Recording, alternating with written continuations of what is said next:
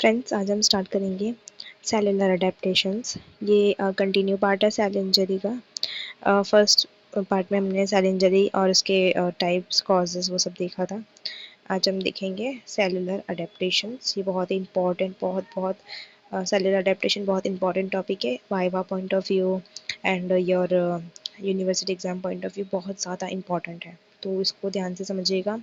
और इसकी सारी नोट्स आप बोलेंगे तो मैं आपको शेयर कर दूँगी, ठीक है। आप मुझे मैसेज कर देना और या तो आप मुझे कमेंट में बता सकते हो, मैं आपको शेयर कर दूँगी, ठीक है। चलिए स्टार्ट करते हैं हम आज का सेलुलर अडेप्टेशन का लेक्चर। सो पहले तो हमने देखा था फर्स्ट वीडियो में कि cell injury, direct cell injury होती नहीं है। पहले तो सेल क्या करता है, अडेप्टेशन करता है। वो अपने आप को बचाने के लिए ट्राई करता है। कोई भी स्ट्रेस आता है तो पहले सेल क्या करेगा कि वो उसको डायरेक्ट खुद को मारेगा नहीं, पहले वो खुद को बचाने की कोशिश करेगा, ठीक है। तो adaptive changes in cell response to stress, ठीक है। अडेप्टेशन क्या है, स्ट्रेस क्या होता है, जैसे कुछ ऑक्सीजन की कमी हो गई, हार्मोन में कुछ प्रॉब्लम आ रही है, ज़्यादा वर्कलोड हो गया है, तब जो अपने आप को बचाने की कोशिश करेगा सेल, उसको कहते हैं अडेप्टिव चेंजेस, ठीक है। तो adaptive disorder are the adjustment which the cell make in response to stress, ठीक है। पहले तो सेल अपने आप को एनवायरनमेंट के अकॉर्डिंग एडजस्ट करती है, ठीक है। रिस्पॉन्स कौन सा, जैसे स्ट्रेस मतलब lack of oxygen, heat, cold, hormonal changes, increase workload disease, इन सब के रिस्पॉन्स में सेल क्या करती है, अडेप्ट करती है। विच में बी फॉर फिजियोलॉजिकल नीड्स, या तो फिजियोलॉजिकल नीड्स हो सकती है, जैसे फिजियोलॉजिकल नीड्स हम आगे देखेंगे वैसे तो, लेकिन मैं आपको बताती हूँ फिर भी। जैसे कि प्रेगनेंसी में यूट्रस थोड़ा बड़ा हो जाता है, ठीक है, काफ़ी बड़ा हो जाता है। एक्सरसाइज में मसल स्ट्रांग हो जाता, एक्सरसाइज करने के बाद मसल कैसी हो जाती है, स्ट्रांग हो जाती है। प्यूबर्टी में ब्रेस्ट डेवलपमेंट होता है। तो ये सारे कैसे फिजियोलॉजिकल अडेप्टेशंस है। और इन और रिस्पॉन्स टू नॉन लिथल, मतलब सेल मरती नहीं है। नॉन लिथल मतलब मरेगी नहीं, लेकिन पैथोलॉजिकल इंजरी के रिस्पॉन्स करेगी, ठीक है। पैथोलॉजिकल अडेप्टेशंस, जैसे उसका भी एग्जाम्पल होता है हाइपरटेंशन, हाई ब्लड प्रेशर, ठीक है। मतलब हम बड़ी एकदम मोटा मोटा देखिए तो फिजियोलॉजिकल और पैथोलॉजिकल चेंजेस हम देखेंगे, जैसे डिक्रीज इन और इंक्रीज इन साइज, एट्रोफी और हाइपरट्रोफी रिस्पेक्टिवली, ठीक है। या तो सेल का साइज क्या हो जाएगा, डिक्रीज हो जाएगा, उसको हम एट्रोफी कहेंगे। हाइपरट्रोफी मतलब इंक्रीज हो जाएगा उसका साइज, और बाय इंक्रीजिंग द नंबर उसको कहते हैं हाइपरप्लेशिया। और changes the pathway of phenotyping, मतलब उसकी मॉर्फोलॉजी चेंज हो जाएगी, उसको कहते हैं मेटाप्लेशिया और डिस्प्लेशिया। ये दोनों को हम देखेंगे डिटेल्स में। और मेटा मीन्स ट्रांसफॉर्मेशन और डिस मीन्स डेवलपमेंट, ठीक है। In general adaptive response are reversible on withdrawal of stimulus. अगर हम स्टिमुलस हटा देंगे, जैसे कोई स्मोक कर रहा है और उसके लंग्स खराब हो रहे हैं, लेकिन वो स्मोकिंग छोड़ देगा, तो वो क्या है, रिवर्सिबल है, ठीक है। मतलब जितने भी हम अडेप्टेशन आगे देखेंगे वो क्या है, सारे भी रिवर्सिबल है, ठीक है। तो हमने यहाँ तक कवर कर लिया इंट्रोडक्शन। ये इंट्रोडक्शन वाला पार्ट आपको समझना बहुत ज़रूरी है, तो इसको ध्यान से समझ लेना। अगर आपको नहीं समझ में आया तो फिर से वीडियो को पीछे करके वापस देख लेना, लेकिन ये बहुत ज़्यादा इम्पॉर्टेंट है, ठीक है। अब हम स्टार्ट करते हैं सबसे मेन टॉपिक, एट्रोपी, ठीक है। एट्रोपी, इसकी डेफिनेशन क्या है, atrophy is defined as decrease in number and size of parenchymal cells of an organ और its parts which was once normal. मतलब पहले क्या था, ये नॉर्मल सेल था, अच्छे से नॉर्मल अपना फंक्शनिंग कर रहा है, अच्छा नॉर्मल सेल है, लेकिन इसके ऊपर कुछ स्ट्रेस आया होगा तो इसका साइज़ क्या हो गया, डिक्रीज हो गया और एकदम छोटा हो गया ये सेल। इसको हम कहते हैं एट्रोपी, ठीक है। और इसमें भी इसने क्या बोला है, पैरेन्काइमल सेल। अब फ्रेंड्स इसमें समझो आप, देखो सबसे इम्पॉर्टेंट टर्म है, हर ऑर्गन में दो टाइप की सेल होती है। पैरेन्काइमा, ये है ना सेल की मेन फंक्शनल टिश्यू होता है, ठीक है, बहुत ही मेन फंक्शनल जो एक्चुअल काम करता है। जैसे किडनी में पैरेन्काइमा क्या होता है, नेफ्रॉन्स, लीवर में पैरेन्काइमा क्या होता है, हेपेटोसाइट्स, ब्रेन में पैरेन्काइमा सेल क्या होता है, न्यूरॉन्स, और हार्ट में क्या होता है, कार्डियक मसल, ठीक है। और दूसरा क्या हमने बोला, स्ट्रोमा, ठीक है। दो टाइप के सेल हर ऑर्गन में मिलते हैं, एक होता है पैरेन्काइमा और होता है स्ट्रोमा। स्ट्रोमा में हम क्या देखेंगे, ब्लड वेसल या कनेक्टिव टिश्यू होता है जो ऑर्गन को सपोर्ट करता है। लेकिन यहाँ पे क्या एट्रोफी कहाँ पर होगी, सिर्फ फंक्शनल टिश्यू या फंक्शनल सेल में, जो टिश्यू को क्या करता है, उसका फंक्शन प्रोवाइड करता है। इसलिए यहाँ पे पैरेन्काइमा सेल की बात हुई है, ठीक है, जो एक्चुअल परफॉर्म फंक्शन करता है, ठीक है। डिक्रीज इन साइज, सेल छोटी हो जाती है। Decrease in number, severe cases में क्या होता है, सेल मर भी सकती है, इसलिए उनका नंबर क्या हो जाएगा, कम हो जाएगा, ठीक है। इसलिए यहाँ पे एट्रोफी में दोनों ही, या तो सेल का नंबर कम होगा या तो साइज कम हो जाएगी, ठीक है, इसलिए छोटी हो जाएगी। अब कॉज क्या है, एट्रोफी में अकर फ्रॉम फिजियोलॉजिकल और पैथोलॉजिकल कॉजेस, या तो फिजियोलॉजिकल कॉज भी हो सकता है या तो वो पैथोलॉजिकल भी हो सकता है, ठीक है। ये बहुत ही ज़्यादा इंपॉर्टेंट है, तो हमको समझना है पहले फिजियोलॉजिकल, ठीक है।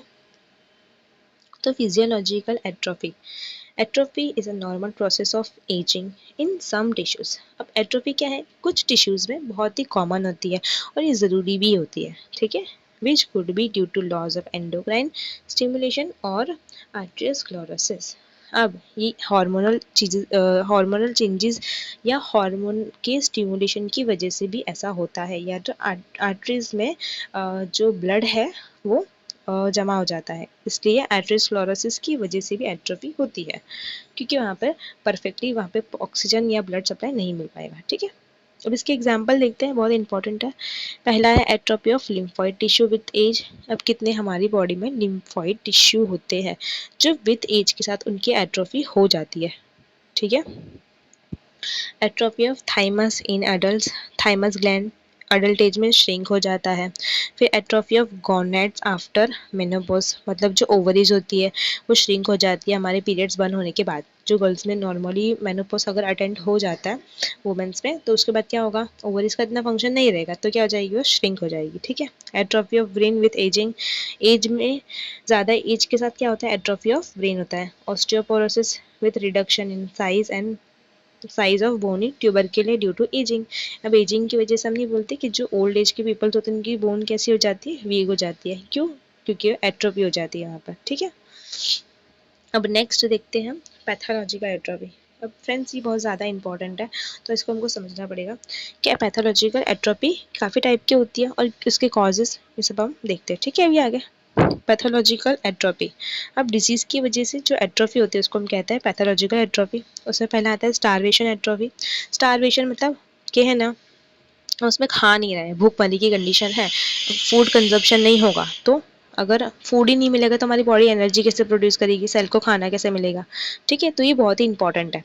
In starvation there is first depletion of carbohydrate and fat stores followed by protein catabolism, ठीक है। अब यहाँ पे क्या होगा, फैट कार्बोहाइड्रेट का डिप्लीशन होगा और fat stores followed by protein catabolism, protein क्या करेंगे, टूट जाएंगे, और वहाँ पे क्या होगा, जनरल वीकनेस, इमिशिएशन, एनीमिया और रेफर टू एस कैटेक्शिया, मतलब बहुत ज़्यादा माल न्यूट्रिशन हो जाएगा जिससे बॉडी बहुत ही वीक हो जाएगी, बहुत ही ऐसे हो जाएगी, ठीक है।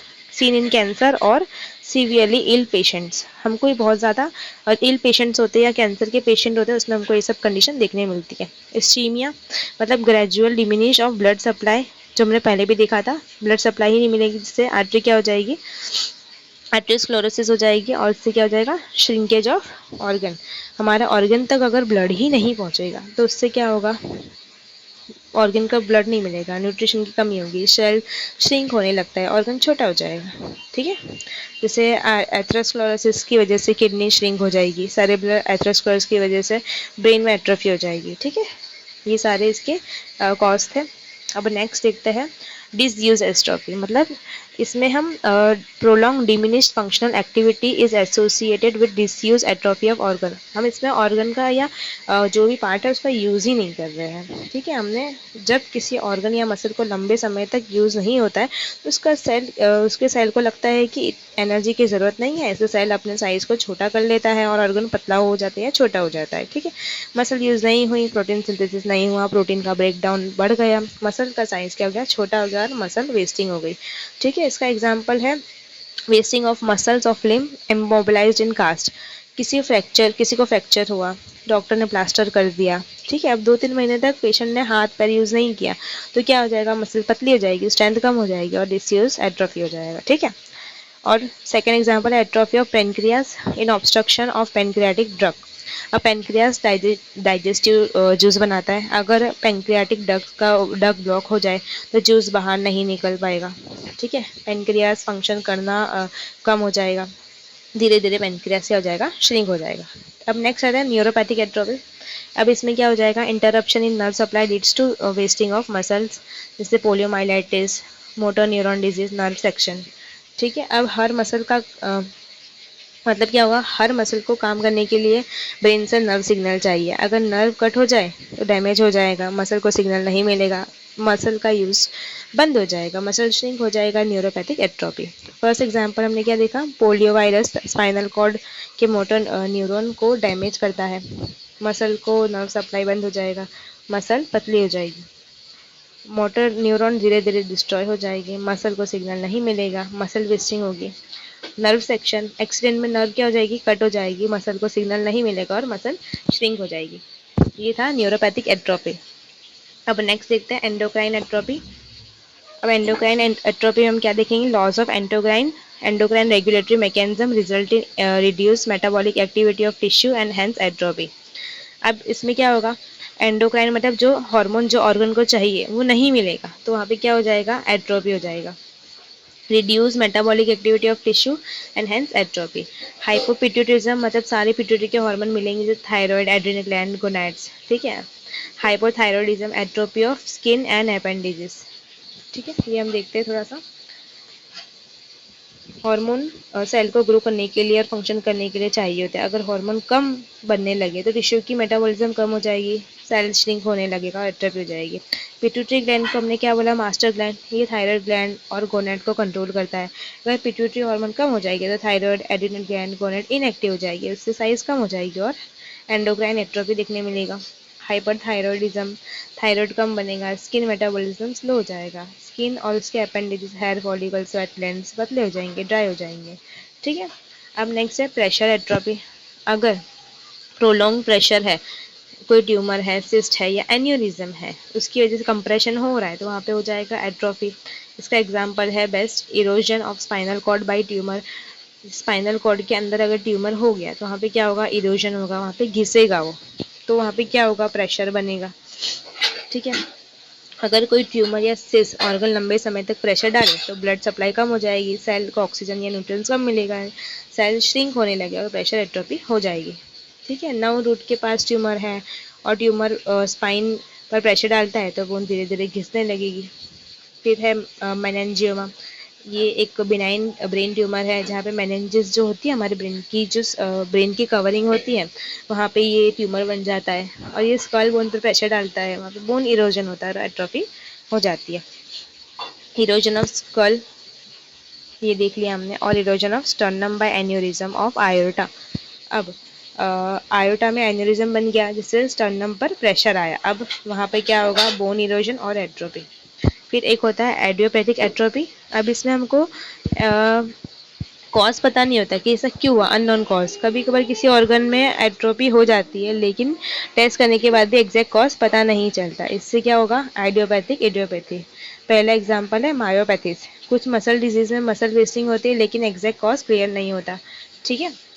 और होता है एक टेस्टिकुलर एट्रोफी, कभी कभार टेस्टिस क्या हो जाती है, साइज में कम हो जाती है और एग्जैक्ट रीजन आइडेंटिफाई नहीं हो पाता, इसे कहते हैं आइडियोपैथिक टेस्टिकुलर एट्रोफी कहते हैं, ठीक है।